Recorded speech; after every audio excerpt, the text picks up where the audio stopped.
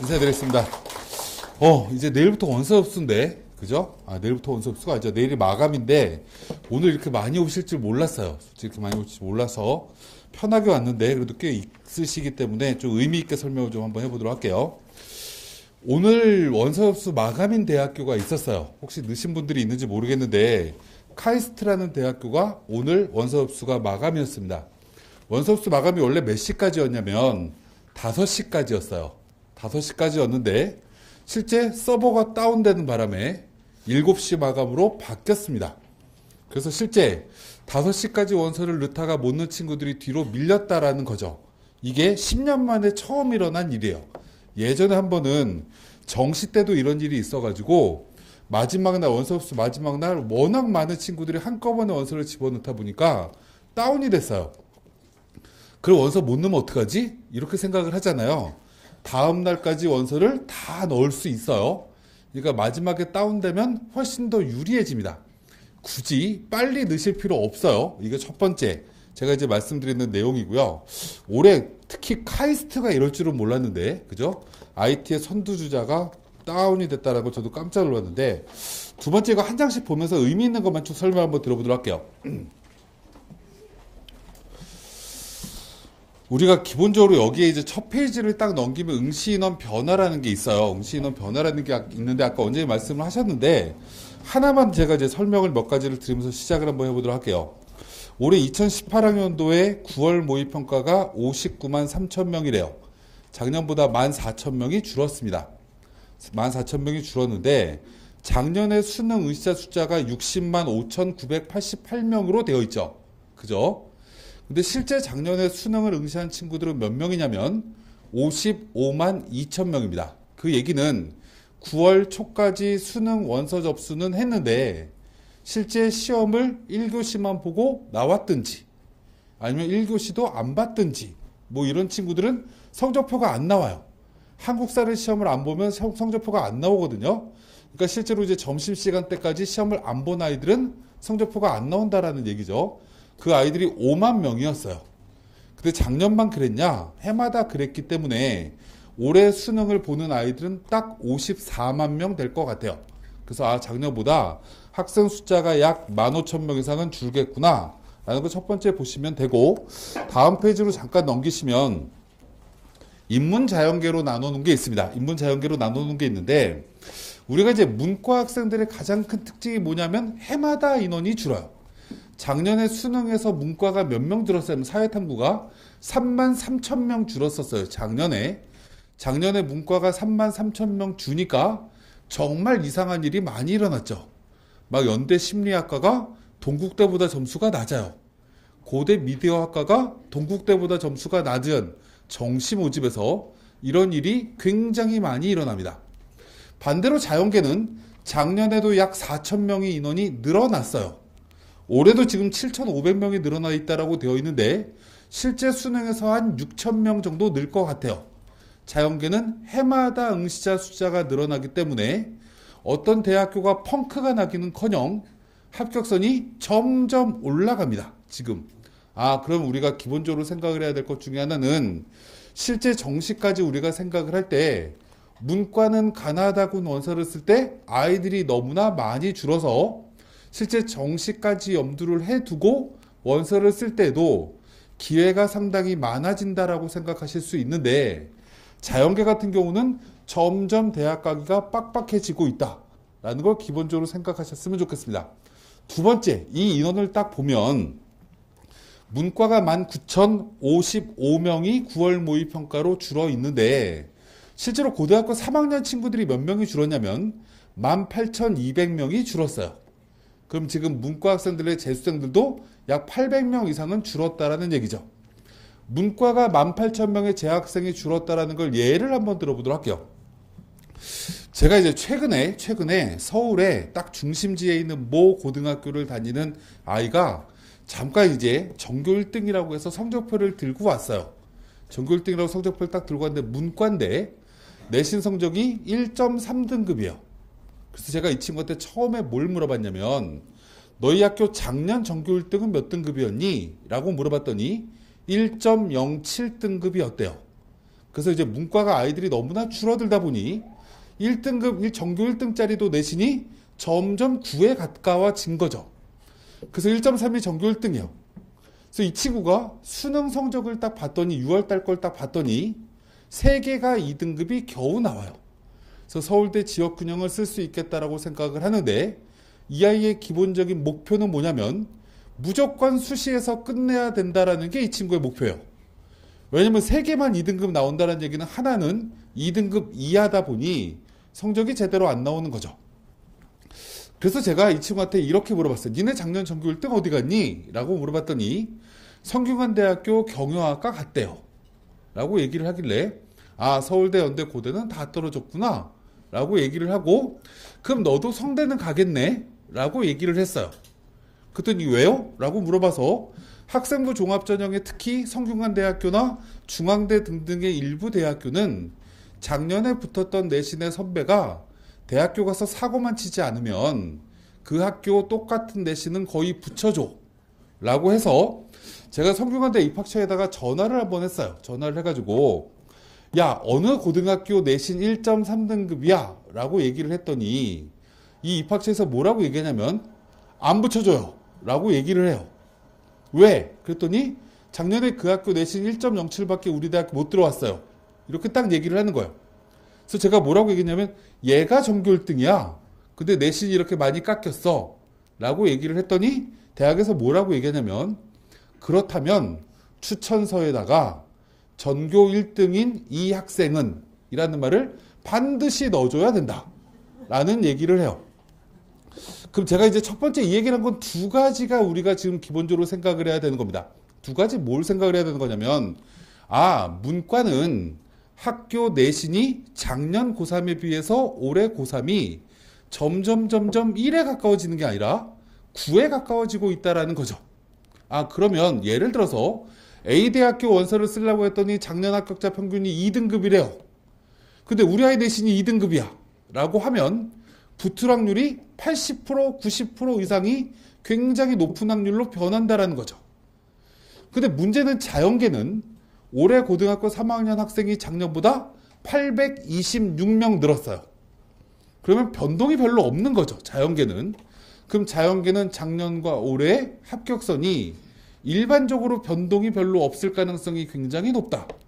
그럼 인원을 딱 수능 의시자 숫자를 딱 보고 우리가 이해를 해야 되는 건 오늘은 수시를 설명을 해야 되는 내용인 거니까 자연계는 작년과 올해의 내신 등급이 거의 차이가 없다라는 게 특징.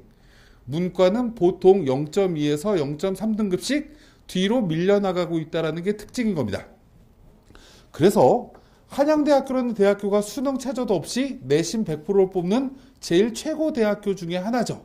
그죠? 물론 연세대학교 면접형도 있긴 하지만 근데 기본적으로 이제 한양대학교가 지금 홈페이지로 올라가면 합격선이 문과건 이과건 보통 1.1, 1.2 이 안쪽으로 다 수렴해요. 대학에서 지금 노심초사하고 있는 것 중에 하나는 뭐냐면 자연계는 이 내신 그대로 나올 거다 라고 생각하지만 문과는 이 내신 보고 겁나서 애들이 안 쓰면 펑크나면 어떡하지? 라는 게 가장 큰 고민이에요. 작년에도 그 전년도의 내신이 거의 1.00에 수렴했던 미디어 커뮤니케이션 학과가 2등급까지 내신이 떨어졌어요. 실제로는 2.9까지 1단계를 통과를 했었거든요. 아이들이 무언가 원서를 쓸 때 컴퓨터 안에 들어가 있는 숫자가 무언가 진리인 것처럼 보고 원서를 쓰는 건 자칫 잘못하면 굉장히 후회할 수 있는 일일 수도 있다. 라는 걸 첫 번째 이제 말씀을 드리고 다음에 국어 등급 컷 넘어갈게요. 끝난 거 다시 기억해 봐야 마음만 아파요. 수학 등급 컷 그냥 넘어가도록 할게요. 영어 등급 컷 그냥 보시면서 넘어가도록 할 텐데 지금 요번에 이제 평가원이 아직 이제 성적 결과가 나오지 않았죠. 나오지 않았는데 지금 이 영어가 조금 애매해요. 왜 애매하냐면 1등급의 비율이 5%밖에 나오지 않을 것 같아요. 실제로 90점 넘어가는 친구들이. 원래 이거 작년에 7.8%였거든요. 1등급 90점 넘어가는 아이들이. 그래서 6월 달에도 8.1 굉장히 이쁘게 시험을 냈어요. 작년 수능과 난이도가 일치하게. 근데 갑자기 9월 달에 모의평가를 어렵게 냈어요. 물론 어렵게 냈다라는 얘기는 이 평가원에서 고3 학생들, 재수생들이 여름방학 동안에 영어 공부를 열심히 할 거라는 믿음을 가지고 조금 어렵게 냈겠죠. 근데 아이들은 공부를 역으로 절대평가를 해서 더 안 해서 1등급이 더 많이 떨어졌어요. 다소 쉽게 나오지 않을까라는 건 기본적으로 생각을 합니다. 그럼 이 얘기는 다시 얘기하면 영어가 절대평가의 가장 중요한 포인트는 89점 맞으면 안 되는 거예요. 79점 맞으면 안 되는 거죠. 이거는 재앙으로 바뀌어요, 거의. 그죠? 우리가 기본적으로 예를 들어서 어떤 아이가 9월 모의평가에 원점수 82점을 맞아서 2등급이야. 열나 공부를 해갖고 남은 60여일 동안 89점 맞아요. 그럼 똑같은 거죠, 기본적으로. 그럼 82점에서 89점까지 올리는 데는 상당한 에너지가 필요했을 거예요. 근데 그 과목을 만약에 다른 과목으로 공부를 했으면 점수가 최소한 2, 3점은 올랐었겠죠. 근데 얘가 그냥 영어 공부해서 똑같이 2등급이야. 이러면 실제로 노력에 대가가 얻는 게 없다라는 거죠. 그러면 지금부터 영어의 가장 중요한 포인트는 뭘까라고 생각을 하면 등급을 유지시켜야 될 것이냐. 우리 아이가 이번에 시험이 86점, 87점, 88점, 89점이기 때문에 조금 쉽게 나온다라고 하면 90점 넘는다라고 하면 학습량을 어느 정도는 여기다가 투여를 해야 될 필요가 있는 건데 우리 아이는 아무리 봐도 90점은 못 넘어 80점은 못 넘어 이런 친구는 유지를 할 수 있게끔 만들어주는 게 가장 중요한 포인트가 되겠죠. 어찌됐건 영어 잠깐 얘기를 하고 다음 이제 수시 지원 대원칙의 다음 페이지를 가지고 하나씩 이제 설명을 들어보도록 하겠습니다. 어차피 지금 머릿속에 최소한 수시 모집 4개는 어디 써야 되겠다 다 결정했어요. 그죠?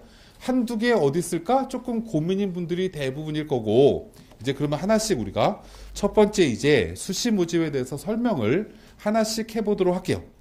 저도 이제 서울에서 계속 이제 수원 쪽의 어머님들도 오시면 막 상담하고 계속 상담을 많이 했기 때문에 상담에 대한 여러 가지 사례를 가지고 쭉 한번 설명을 들어보도록 할게요. 설명을 쭉 한번 들어보도록 하는데 제일 먼저 우리가 생각을 해야 될 것 중에 하나가 뭐냐라는 걸 첫 번째 이렇게 한번 예를 한번 들어보도록 할게요.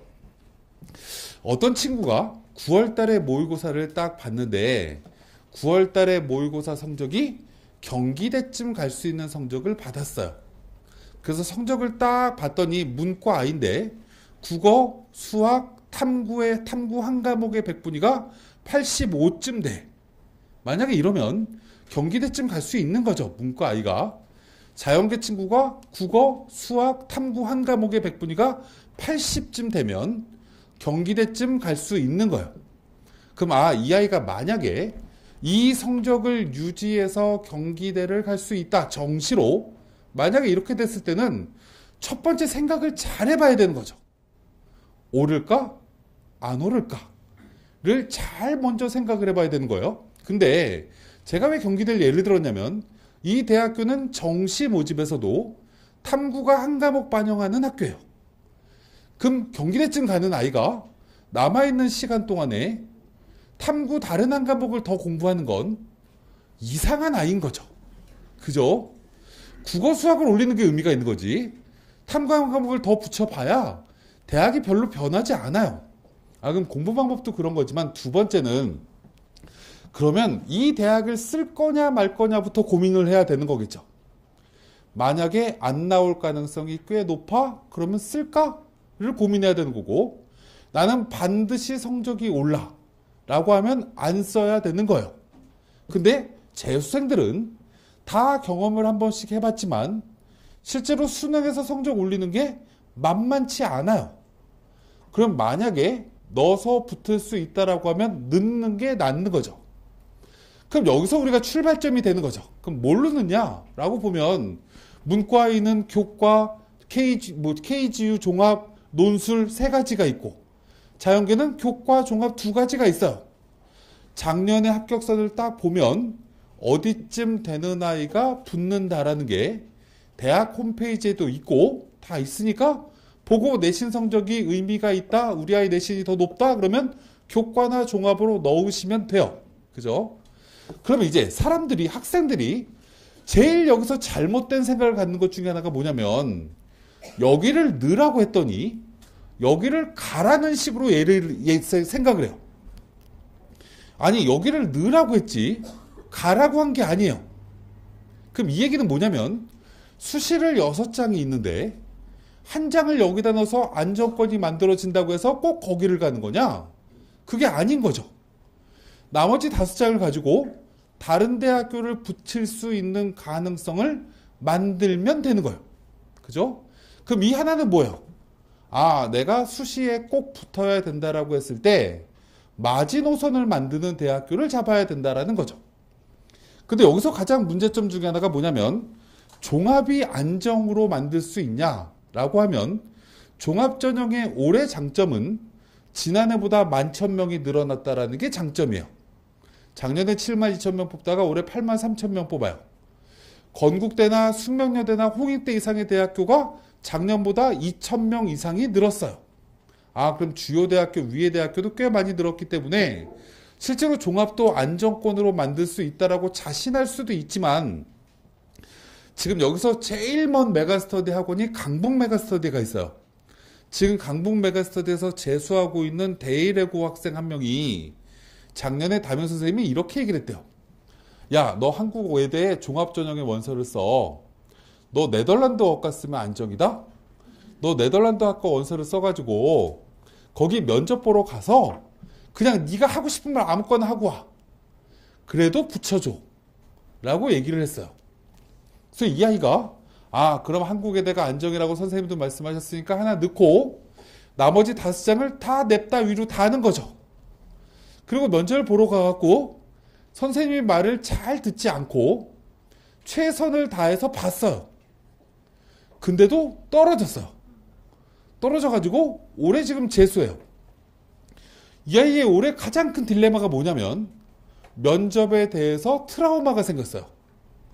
와, 나는 그래도 얼굴도 이쁘고 면접을 잘 볼 수 있다라고 생각을 했는데 면접이 트라우마가 생겨서 면접 보는 종합을 안 넣겠대요. 그럼 제가 이 말씀을 왜 드리냐면 종합전형의 가장 큰 특징 중에 하나는 면접의 변동성이 크다라는 거예요. 반대로 교과전형은 변동성이 적은 거예요. 그럼 만약에 수시 모집에 교과로 하나를 안정을 깔면 수시 모집에 100% 합격할 가능성이 점점 높아지는 거고 종합으로는 안정이라고 얘기할 수 있는 대학교도 실제 변수가 생긴다. 그래서 종합전형으로 무언가 안정을 쓰려고 하면 한 개 대학교 써가지고 안정이라고 판단하기가 굉장히 애매할 수 있다라는 거죠. 한 2개쯤 원서를 써야 되지 않나? 3개를 써야 되나? 이런 고민을 조금 해보는 게 첫 번째 하셔야 될 특징이다 라는 거 잠깐 말씀을 드리고 두 번째 또 예를 한번 들어보도록 할게요. 두 번째 또 예를 들어야 될 것 중에 하나가 뭐냐면 교과전형은 수능 최저 학력 기준이 있거나 없거나 둘로 나눠져요.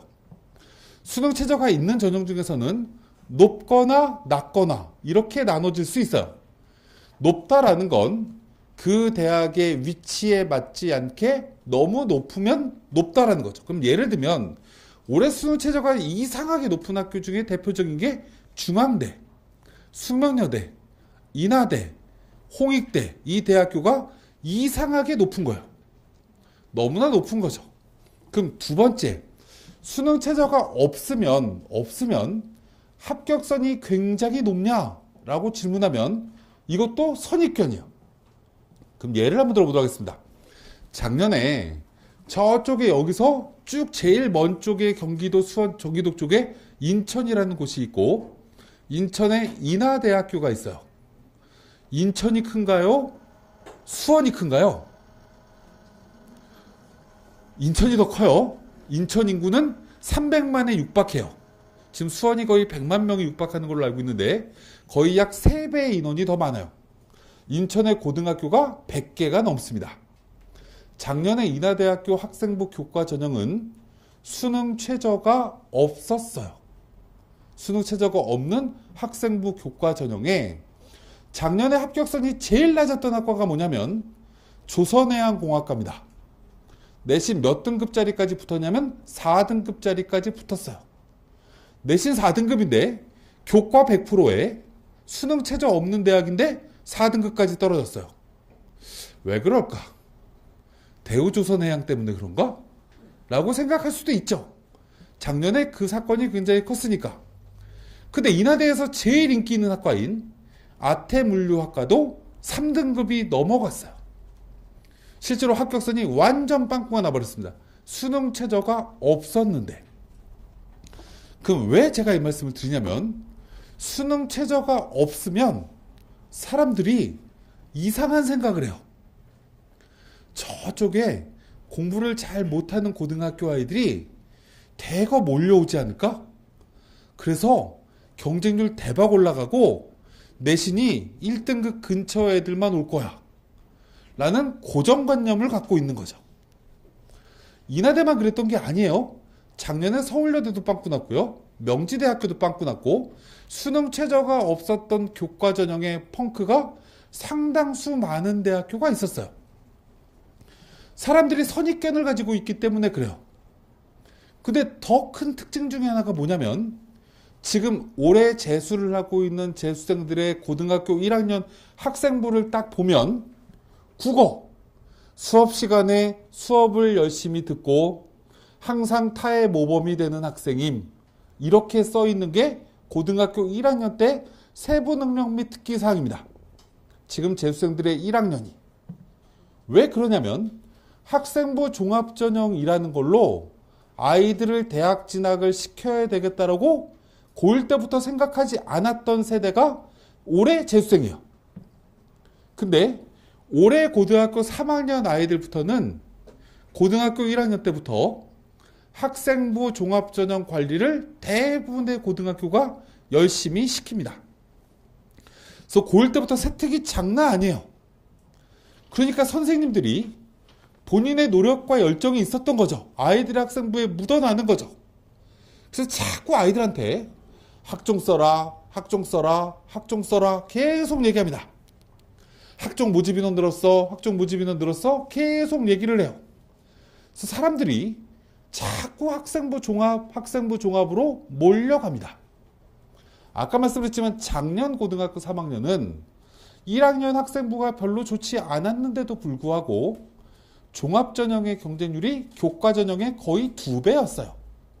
인하대학교도 학생부 교과전형의 평균 경쟁률이 5대1이고 학생부 종합인 미래인재 전형의 경쟁률이 12대1이었어요. 애들이 자꾸 이제 교과는 머릿속에서 배제한 채 종합전형만 갖고 고민을 하기 때문에 그래요. 그러면 이제 어차피 오늘까지 원서를 안 넣은 분들이 여기 상당히 많을 테니 끝까지 무언가 고민을 좀 해보자. 무슨 고민을 할 거냐?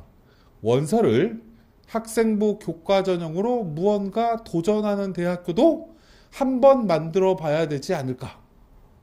자꾸 논술 쓴다, 논술 쓴다, 논술 쓴다 그래요. 우리 아이가 논술을 6월달부터 준비를 했대요. 논술을 준비한 거랑 잘하는 거랑은 달라요. 저는 어릴 때부터 수영을 배웠어요. 근데 안 떠요, 아직도. 배운 거랑 잘하는 거랑은 달라요, 기본적으로. 논술은 불확실성이 너무 큰 거예요. 불확실성이 너무 큰 거기 때문에 우리가 무언가 교과나 종합적으로 조금 더 신경을 써야 되지 않을까라는 걸 기본적으로 말씀을 드리면서 특히 교과 쪽에 조금 더 관심을 가져줬으면 좋겠다. 두 번째 또 얘기를 한번 해보도록 할게요. 우리가 이제 저쪽에 성남 쪽으로 가면 가천대학교라는 대학교가 있어요. 가천대학교는 프론티어 전형도 있고 바람개비 전형도 있고 적성 전형도 있고 교과 전형도 있어요. 그럼 우리가 생각을 한번 해보면 이 전형 중에서 수능 최저학력 기준이 있는 전형은 교과 전형밖에 없어요. 그럼 나머지 전형은 수능 최저가 없는 거죠. 그럼 사람들이 분류가 딱 됩니다. 어떻게 분류가 되냐면 내신 성적이 2.5등급 안에 들어가는 내신을 가진 아이는 교과를 써야 되겠다. 2등급 때 중후반 아이들은 교과를 하위권 학과로 쓸까? 이 고민을 해요. 또 내신이 2.5에서 3.5, 4등급 사이에 있는 애들 중에 학생부가 무언가 의미 있다라고 생각되면 프론티어 전형을 써요. 또 어떤 아이는 바람개비 전형은 면접이 수능 뒤에 있네. 우리 아이가 수능을 가천대보다 더 잘 볼 가능성도 농후하니까 그냥 바람개비 전형의 원서를 집어넣고 나중에 면접 가지 않는 방법을 선택해야지. 이렇게 해서 바람개비 전형 쓰는 친구도 있어요. 어떤 친구는 국어, 수학, 영어는 수능 성적이 어느 정도 나오는데 탐구 과목 성적이 잘 안 나오는 친구는 적성이 유리하다라고 생각할 수 있죠. 이렇게 아이들이 분류가 쫙 돼요. 그죠? 분류가 일반적으로 통념상으로는 이렇게 분류가 딱 되는데 하나 생각해야 될 건 수능 최저가 가천대학교라는 대학교가 2개 6을 걸고 있는데 이게 높은 거냐? 라고 질문하면 별로 안 높은 거죠. 그죠? 별로 안 높은 거다 보니 2개 6을 맞추는 데는 그다지 아이들이 어려워하지 않아요. 그래서 학생부 교과 전형이 합격선이 생각보다 높아요. 그럼 이런 거죠. 내신이 2등급 대 중반 아이들이 예를 들어서 명지됐을까? 가천됐을까? 고민을 하다가 수능 최저가 안 나오는 친구들은 명지대 써야 되겠다고 생각을 하겠죠. 근데 수능 최저가 2개 6은 맞출 수 있다라고 확신이 드는 아이는 가천대 쓰려고 해요. 근데 이 2개 6은 너무나 많은 아이들이 맞출 것 같아서 이쪽으로 더 많이 가버리면 가천대가 합격선이 더 올라가 버린다는 거죠. 작년에 그랬어요.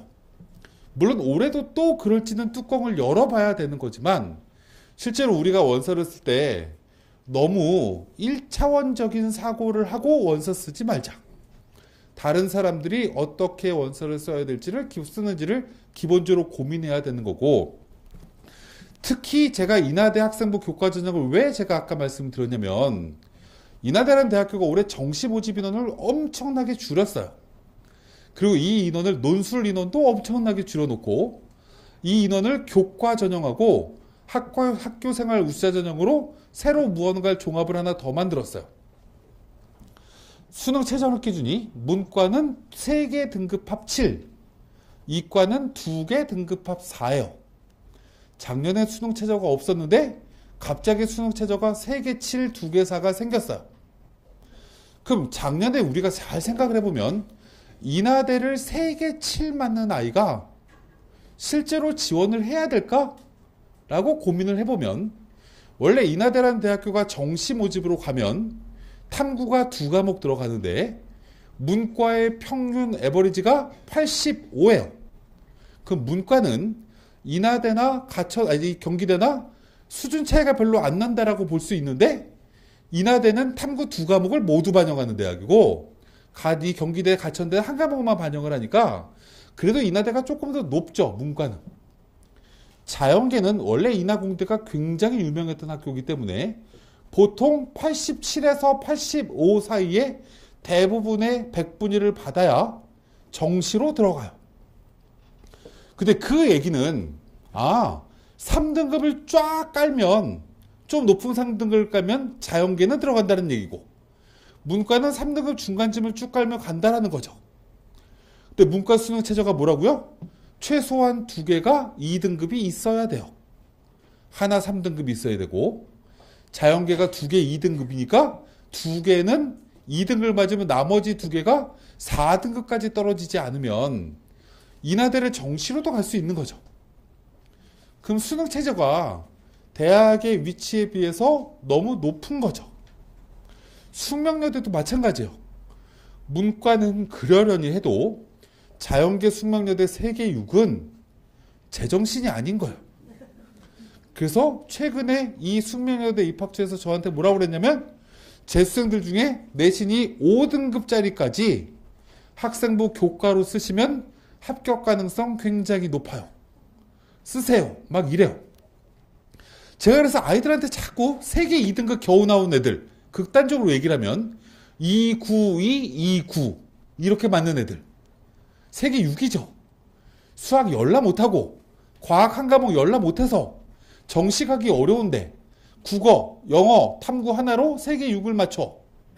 이 아이들한테 숙명여대 쓰자 라고 얘기를 했어요.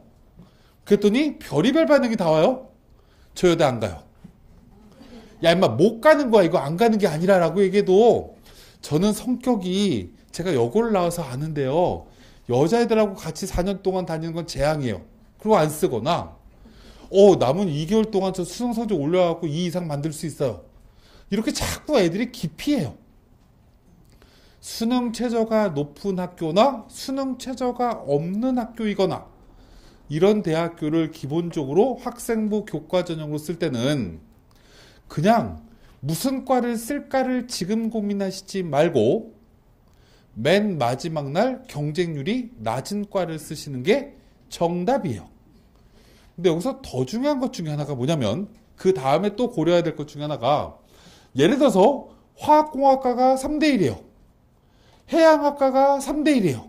만약에 이러면 맨 밑에 있는 해양학과는 2개 등급합 4를 못 맞출 가능성이 애들이 너무 높아서 여기는 미달될 가능성이 되게 높죠. 실제로 지난해 중앙대학교 건축학과가 11.2대1이었어요. 학생부 교과 전형이 11.2대1이었는데 작년 중앙대 수능 최저가 2개 4였어요. 수능 최저가. 중앙대 위치로 봤을 때 2개 4가 높은 게 아니죠. 어머님들은 그렇게 생각하실 텐데. 근데 작년에 중앙대 교과 전형으로 건축을 쓴 11.2대1의 아이들 중에 수능 최저를 맞췄던 아이들의 실질 경쟁률은 3.4대1이었어요. 11.2대1에서 3.4대니까 30%밖에 못 맞춘 거죠. 아이들이 수능 최저를. 근데 맞춘 아이들 중에서 60%가 다른 대학에 또 도망갔어요. 붙었다고. 실질 경쟁률이 2대1밖에 안 돼요. 중대가 그거밖에 수능 최저를 못 맞추는데 인하대가 2개 일을 걸면 얼마나 많이 못 맞출까? 중앙대는 11대1, 12대1이었는데 인하대가 11대1, 12대1이 나올까 과연? 제가 봤을 때 안 나와요. 작년보다 모집 인원이 약 40% 늘었어요. 작년의 평균 경쟁률은 5대1이에요. 그러면 만약에 이런 데를 넣는다라고 했을 때는 우리 아이들의 수능 마지막 학습 방법이 달라야 되는 거죠. 무조건 자연계라고 하면 2개 일을 맞춰야 된다라고 하면 다른 과목을 골고루 공부해서 33333 이렇게 맞으면 제정신이 아닌 거예요. 그냥 차라리 2, 5 이게 훨씬 나은 거죠. 기본적으로. 무언가 2개 그 대학에 맞는 수능 최저를 맞출 수 있게끔 마무리 학습하시는 게 무엇보다 중요해요. 마지막으로 60일 동안 공부를 할 때 여태까지 성적이 잘 안 나오는 과목을 막판에 막 강남북 보면 쪽집게 가해 붙이고 막 1000만원짜리 가해 붙이고 난리예요 지금. 안 올라요. 제가 자꾸 그 돈을 자꾸 쓰시지 말고 차라리 그 돈으로 아이 대학 가면 적금을 들어주든 다른 걸로 하시라고 해도 자꾸 어머님들은 미련을 못 가져요. 자꾸 그 과목 하지 말고 성적이 그나마 제대로 나오는 과목 올리라고 해도 그 과목 성적은 그대로 있을 것 같고 밑에 거 끌어올려서 무언가 의미 있게 만들고 싶은데 제가 항상 얘기하지만 총점 불변의 법칙이에요. 총점 안 변해요. 밑에 과목 올리려고 하면 위에 과목 성적 떨어져요. 그러니까 그걸 기본적으로 생각을 한번 해보셨으면 좋겠다 해서 교과 종합 말씀을 드리고 이제 다음 또 이제 말씀을 드리도록 할게요. 다음 페이지 거 일단 넘어가도록 하고 원칙 이 내용은 이제 지금 별로 설명드릴 필요가 없을 것 같아서 넘어가도록 하고 원칙 3에 대해서 간단하게 설명을 한번 들어보도록 할게요. 이제 우리가 대학별 고사라는 걸 봐야 돼요. 대학별 고사라는 걸 봐야 되는데 이제 맨 처음에 원칙 3의 입문부터 먼저 논술이 먼저 나와요. 근데 이건 그냥 있다라는 것만 확인하시면 되고 제가 하나씩 먼저 논술에 대해서 설명을 한번 들어보도록 할게요. 문과부터 먼저 설명을 드리면 우리 아이가 내신이 5등급이에요. 근데 자꾸 어머님들이 이대를 쓰겠대요. 저 강남에 가면 세화여고, 서문여고, 숙명여고 이런 학교들이 내신 5등급인데 논술을 자꾸 이화여대 쓴대. 그래서 어머님 왜 그래요? 라고 물어보면 제 마음속에는 우리나라 대학 서열이 서연고 2예요. 라고 얘기를 하니까 이대는 무조건 쓰고 싶은 거예요. 근데 이화여대는 내신의 변별력이 굉장히 커요. 무슨 전형이요? 논술 전형에서도. 문과는 점수 차이가 별로 안 나요. 한양대 홈페이지를 들어가면 작년 논술 합격자 성적이 쭉 나열이 되어 있는데 대부분의 학과가 합격자 평균이 100점 만점에 90점이에요. 그럼 어떤 애는 100점, 어떤 애는 90점, 어떤 애는 80점 이래서 평균이 90점이 아니에요. 논술 100점 맞는 애들 없어요. 그럼 평균 90점이라는 얘기는 대부분 93에서 87 사이의 애들이 움직이고 있다는 거죠. 근데 내신 5등급이라서 3등급 애들하고 비교해도 30점 가까이가 빠지는데 우리나라에서 제일 유명한 논술 선생님이 가서 시험 봐도 떨어져요.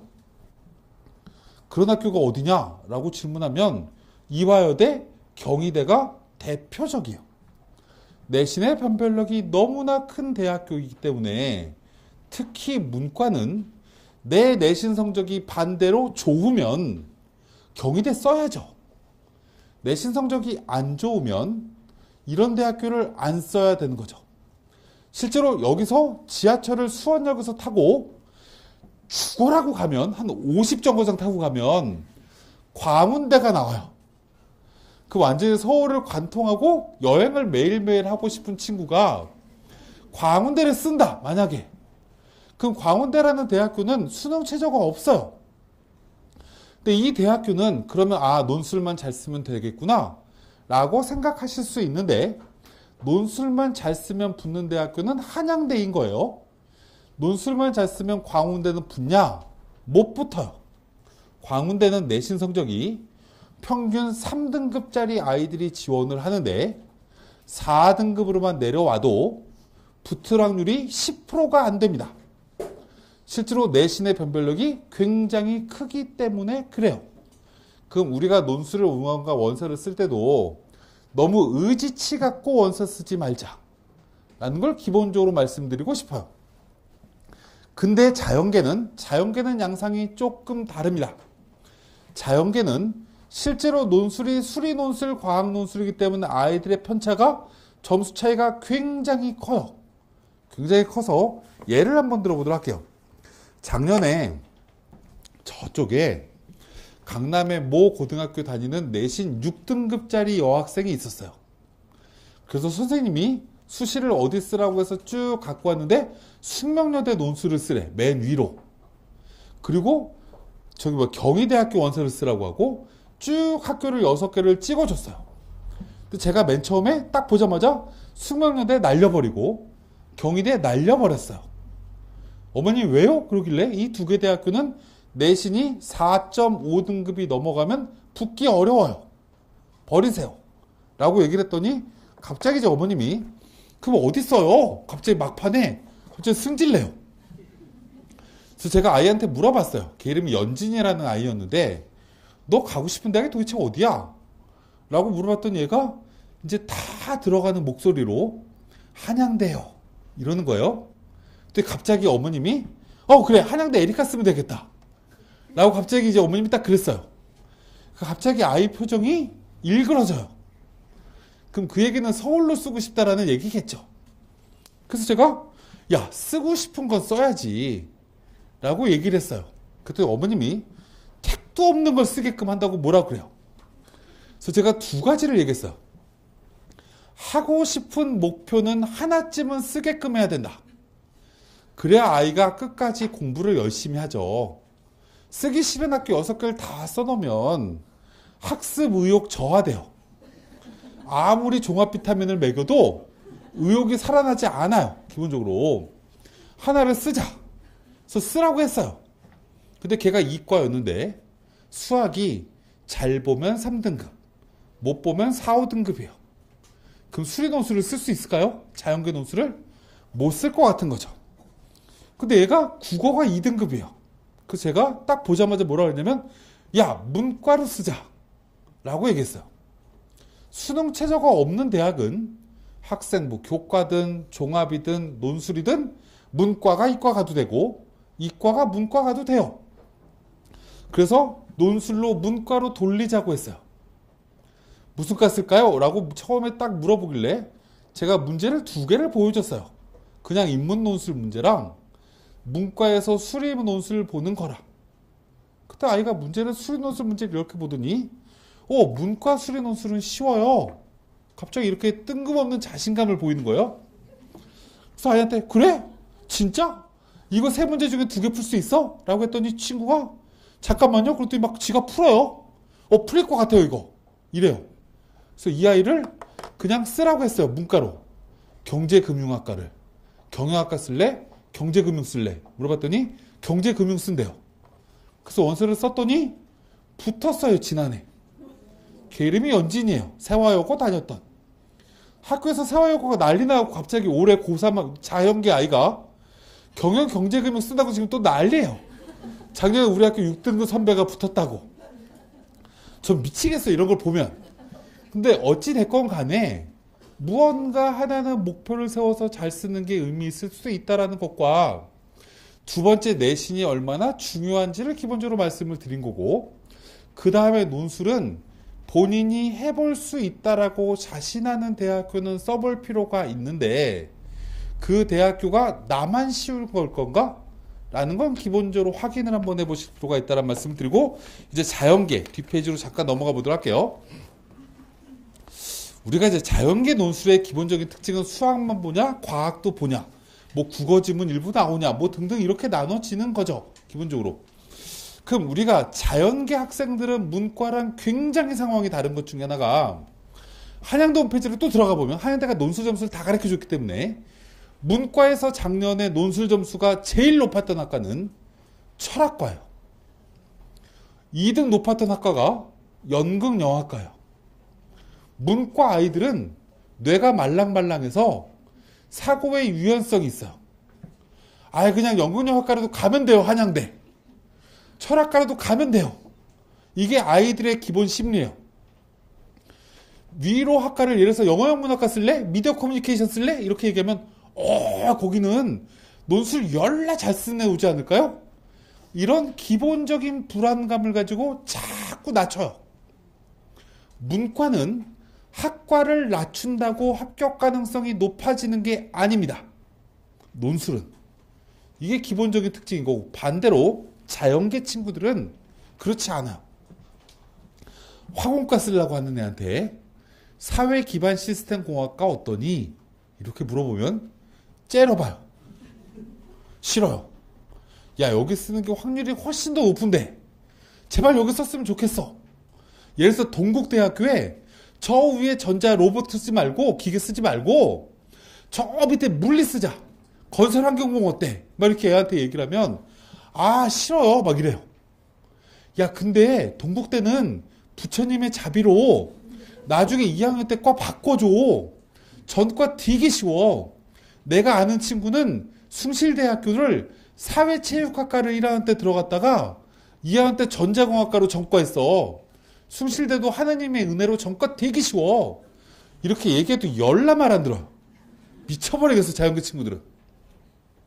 자연계는 위에 학과랑 밑에 학과의 합격선의 차이가 굉장히 큽니다. 엄청 커요. 그럼 제가 오늘 여기 수원 왔으니까, 수원은 교통의 요지라서 올해 가장 가능성이 높은 논술 전형 중에 하나가 어디가 있냐면 중앙대 안성 캠퍼스가 있어요. 중앙대 안성 캠퍼스에 가면 시스템 생명공학과, 식품공학과, 뭐 동물자원 뭐 등등 학과가 6개인가가 있어요. 작년에 중앙대 안성 캠퍼스에 수능 최저는 2개 6이었어요. 2개 6이었는데 실제 최초 경쟁률이 평균 17대 1이었어요. 중앙대 안성 캠퍼스가 평균. 근데 수능 최저 2개 6을 맞춘 아이와 논술 보러 온 아이를 다 종합해서 실질 경쟁률이 제일 높았던 학과가 4대 1이에요. 제일 낮았던 학과가 1.7대 1이에요. 근데 올해 수능 최저가 2개 6에서 2개 5로 올라갔어요. 그럼 작년보다 합격선이 실질 경쟁률이 더 떨어질 수도 있는 거죠. 중앙대는 내신의 변별력이 없어요. 또 중앙대 안성캠퍼스 학생부 교과 전형이 있는데, 중앙대 안성캠퍼스 학생부 교과 전형이 실제로 작년 합격자 평균이 3등급대예요. 최저는 4등급짜리 때가 다 붙었어요. 지난해. 중앙대 안성을 재수생들은 아는 친구들이 있을 텐데 정시로 가려고 하면 가군에서 아이들을 뽑고 100분위 평균이 86레벨이에요. 아주대 공대랑 중앙대 안성이랑 점수가 똑같아요. 수시에서는 굉장히 낮더라. 왜요? 아이들이 안 가려고 하니까. 중앙대의 또 장점은 뭐냐면 중앙대는 원래 자연계건 문과건 다군에서 아이들을 정시에서 많이 뽑죠. 다군에서 아이들을 많이 뽑다 보니까 1학년 때 3학점만 딱 신청해놓고 반수 재수한 애들 무지하게 많아요. 그래서 1학년이 딱 끝나고 나면 친구들 중에 20% 30%가 사라져요. 나 반수해서 성공했다. 그리고 딴 대학으로 막 가요. 그래서 중앙대는 이 결혼이 생긴 학과를 2학년 올라가기 전에 전과라는 제도로 바꿔줘요. 그래서 안성에서 들어가서 공기 굉장히 좋고 거기 문예창작학과, 사진학과, 미대, 음대 등등 예체능계 꽃밭에서 학교를 잘 살다가 공기 좋지, 분위기 좋지, 거기서 공부 조금 열심히 해서 학점 3.8 만들면 서울로 전과가 가능해요. 뭐 이런 것도 기본적으로 고민해야 되지 않을까. 안성이라서 안 가, 수원에서 열람을 안 멀어요. 그죠? 저쪽 상계동 살아야 멀어요. 이런 것도 기본적으로 고민해야 되지 않을까. 중앙대 다녀요 이러면 중앙대 안성 다니나 이렇게 물어보지 않아요. 사람들 거의 과 자연계밖에 없어요. 문과 없고. 그래서 이런 것도 기본적으로 고민했으면 좋겠다 라는 말씀을 드리고, 그 다음에 대학불고사 면접 등등은 준비를 어떻게 해야 되느냐를 기본적으로 잘 생각해 보시면 돼요. 원서를 나중에 쓰고 만약에 이 종합전형을 쓴다라고 하면 이게 기본적으로 그냥 면접은 딱 두 가지예요. 학생부에 기록되어 있는 것만 물어보는 대학. 뭐 동국대가 대표적인 대학교죠. 중앙대도 이 내용으로 들어가 있는 걸 상당히 많이 물어보는데, 그럼 이렇게 물어보는 대학교는 학생부 내용을 잘 확인하고 가면 돼요. 근데 면접 중에서 시사상식을 물어보거나 수학과학을 물어보는 대학교도 상당히 많아요. 그럼 이게 가능한 건가? 기본적으로 이것도 확인하고 면접을 써야 된다는 걸 잠깐 말씀드리고, 이건 원칙 3은 일단 쭉 넘어가도록 할게요. 그 다음에 이제 원칙 4에 적혀 있는 걸 이제 하나씩 이제 설명을 또 드려보면서 이제 슬슬 마무리를 하면 될 것 같아요. 너무 이제 공부를 하셔야 되는 시기고 마지막으로 원서를 쓰셔야 되는 시기이기 때문에 이제 이 원칙 4에 있는 내용으로 하나씩 뭘 말씀드릴 거냐면, 우리가 기본적으로 생각을 한번 해봐야 될 게 있어요. 그럼 예를 들어서 이제 농담 반, 진담 반으로 한번 예를 한번 들어보겠습니다. 문과부터 먼저 말씀드리면 성균관대랑 연세대학교가 논술을 똑같은 날에 봐요. 그죠? 근데 예를 들어서 성균관대 문과가 9시, 8시 반에 논술 보는 게 있어요. 뭐 경영, 글로벌 경제, 글로벌 리더 등. 그리고 1시에 보는 게 사회과학 계열이고요. 4시 40분쯤에 보는 게 인문과학 계열, 교육, 영상 등등이에요. 근데 예를 들어보면 성균관대학교를 시험을 보고 어떤 아이가 연대 논술을 보려고 해요. 그러면 재앙이 나타나기 시작합니다. 어떤 재앙이 나타나기 시작하냐면, 성대를 가보신 분은 아실 텐데 대학로에서 나와서 골목으로 들어가서 2차선 차도예요. 거기를 들어가서 안쪽으로 쭉 한 5분쯤 들어가면 성대 문이 나와요. 정문이. 언덕으로 쭉 올라가는데 2차선 도로예요. 근데 이 성균관대학교 논술 평균 경쟁률이 50대 1이에요.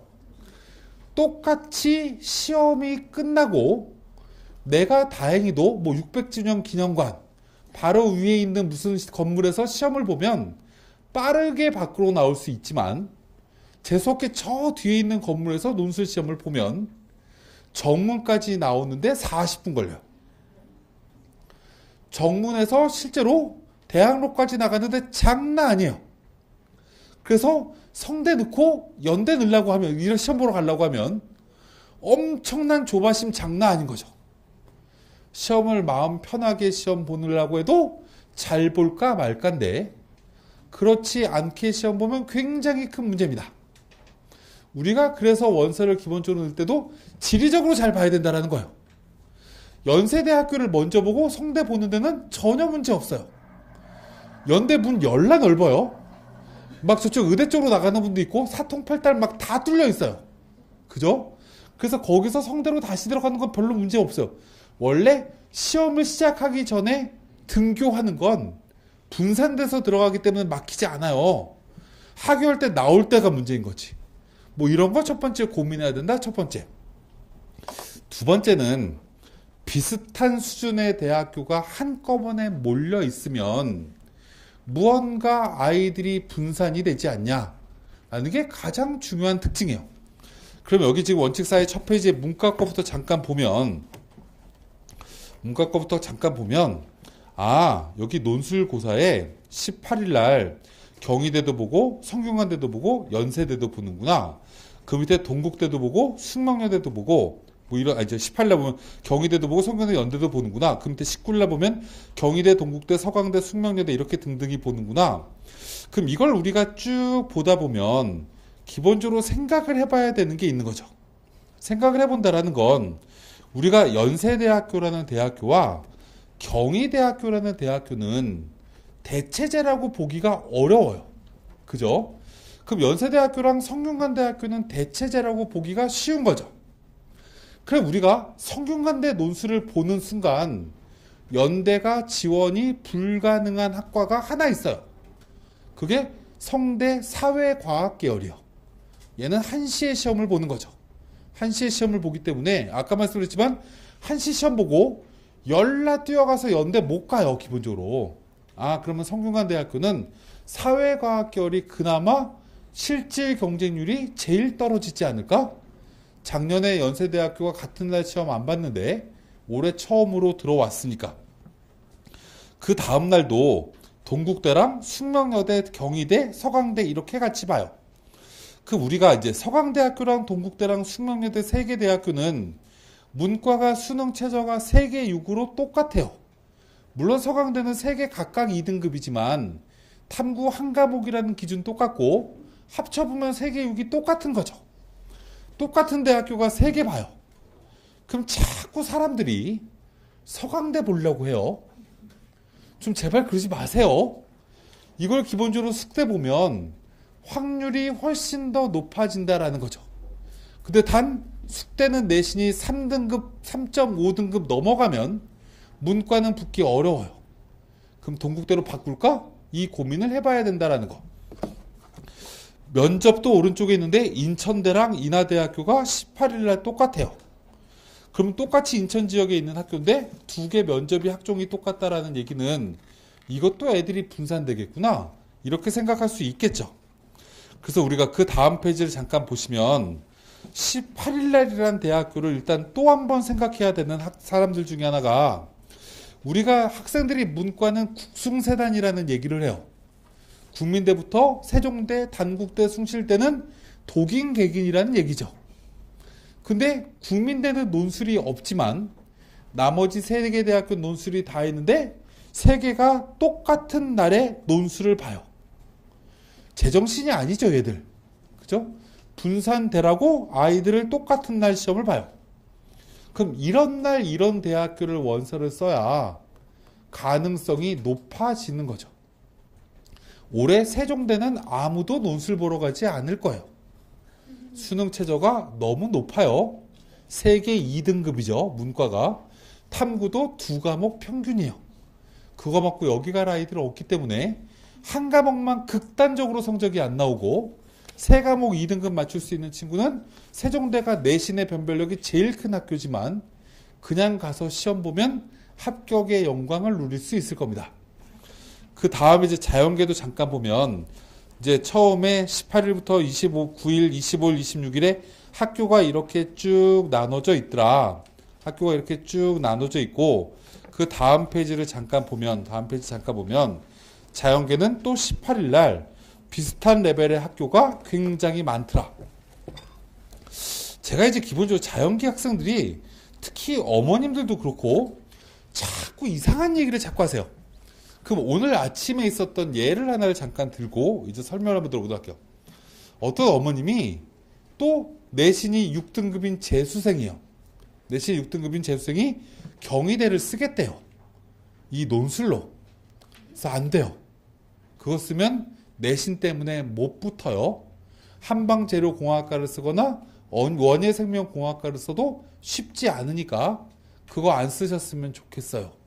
라고 엄마한테 얘기를 했더니, 그럼 어디 쓰죠? 이렇게 물어봐요, 저한테.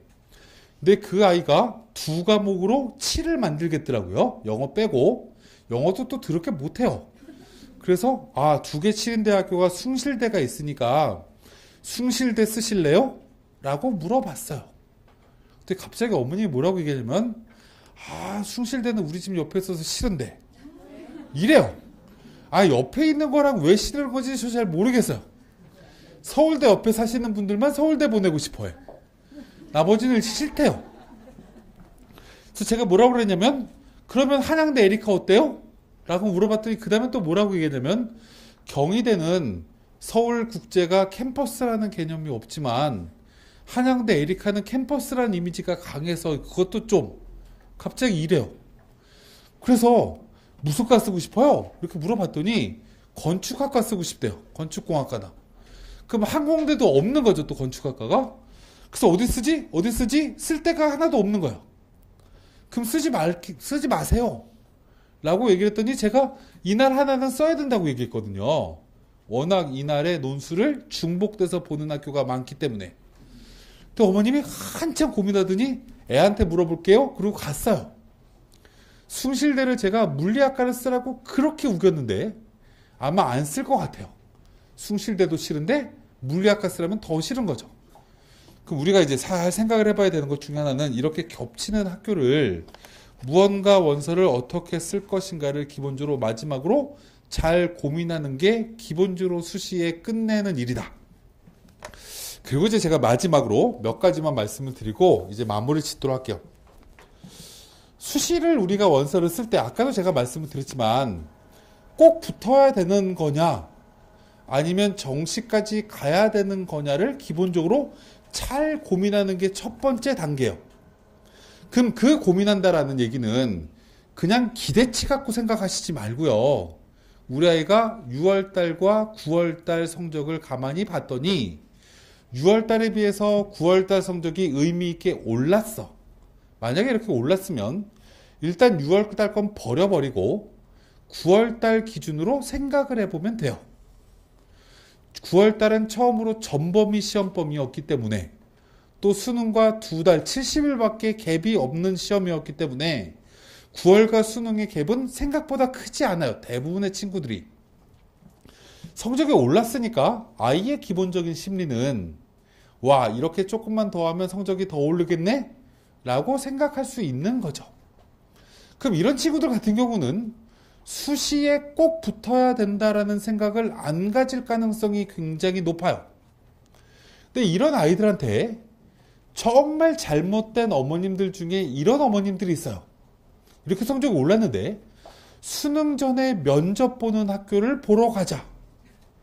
수능 전에 논술 보러 가는 학교를 보러 가자. 자꾸 이런 쪽으로 아이를 유도를 해요. 그럼 아이는 이제 심리적으로 고민이 생기는 거죠. 사람이 하나만 열심히 해도 잘하기 쉽지 않아요. 100m 달리기만 밥 먹고 뛰어도 100m 달리기 잘하기 쉽지 않은 애한테 갑자기 넓이 뛰기도 하나 더 하자 라고 얘기를 하면 100m 달리기를 더 못할 가능성이 높은 거죠. 성적이 이렇게 올라가는 추세의 아이들은 웬만하면 수능 뒤에 대학별 고사가 있는 쪽으로 몰아주실 필요가 있어요. 단 홍대나 건대는 논술 전형으로 하면, 제가 건대 홍대를 홍보하는 거 아니에요.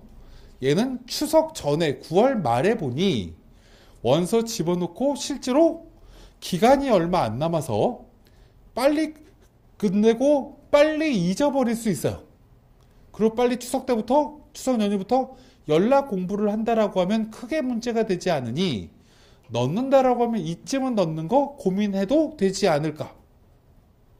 근데 아이들이 자꾸 그런 얘기를 해요. 시험 보고 오면 아까 원장님도 그런 말씀을 하셨는데, 몽유병이란 예를 들었는데, 시험을 딱 보고 오면 사람들이 자꾸 이상한 기대감을 가져요. 로또를 사면, 아씨, 이거 당첨 1등 되면 뭐하지? 회사부터 때려칠까? 뭐 이런 고민을 하죠. 즐거운 고민을. 근데 이게 실제로 실생활에 큰 영향을 끼치지 않아요. 그냥 막연한 기대감이니까. 근데 학생들이 공부를 하는 학생이 수능 전에 무언가 대학 결과사를 보고 오면 잘 보면 붙을 것 같고 떨어지면 짜증나고 무언가 데미지가 있는 거죠. 특히 잘 본 것 같아서 난 이 대학 붙을 것 같다라고 생각되는 아이들 중에 저는 붙은 사례를 별로 본 적이 없어요. 특히 재수생들도 어디 시험 보러 갔다 와서 작년까지 연대 논술 시험이 수능 전에 논술 잔뜩 보러 가서 애들 시험 잘 봤니? 이렇게 물어보면 네, 잘 봤어요. 이래요. 대부분 O형이에요. 다 잘 봤대, 애들이. 그래서 꼭 붙을 것 같대, 애들이. 그런 아이들이 실제로 수능 성적 잘 안 나와요. 실제로 수능 전에 무언가 시험이 끝나는 걸 자꾸 그건 끝났으면 잊어버리게끔 만들어줘야 되는 거고, 어머님이 잘 봤니 못 봤니도 물어보실 필요가 없어요. 잘 봤으면 어떡할 건데요? 못 봤으면 어떡할 건데요? 붙여주는 건 대학 마음인 거예요. 이걸 기본적으로 첫 번째 생각을 하셨으면 좋겠다. 두 번째, 6월보다 9월 성적이 떨어졌어요. 떨어진 친구들은 멘붕이 옵니다. 일반적으로. 어떻게 해야 되지? 라고 기본적으로 생각을 하는데, 잘 고민해야 되는 것 중에 하나가 이런 거예요. 우리가 6월 달에는 시험을 왜 잘 봤을까? 9월 달에는 왜 못 봤을까를 기본적으로 확인을 한번 해봐야 되는 거죠. 결과가 중요한 게 아닌 거예요. 실제로 6월 달, 9월 달은 연습 게임인 거고, 이 연습 게임을 통해서 한두 문제를 더 맞출 수 있을까? 현재 수준에서 내가 맞춘 문제는 실수하지 않을까? 이런 걸 기본적으로 점검하라고 보는 시험인 거지. 이거를 9월달 모의평가 성적표를 딱 보고 이걸로 정시 지원하면 떨어지죠. 이거는 소위 말해서 공인 인증이 아닌 거예요. 9월 모의고사는. 그럼 이거는 그냥 분석을 하시면 되는 거예요. 성적이 떨어진 아이들은 정말 잘 그래도 맞출 수 있는 과목 위주로 수능을 끝까지 끌고 가주세요.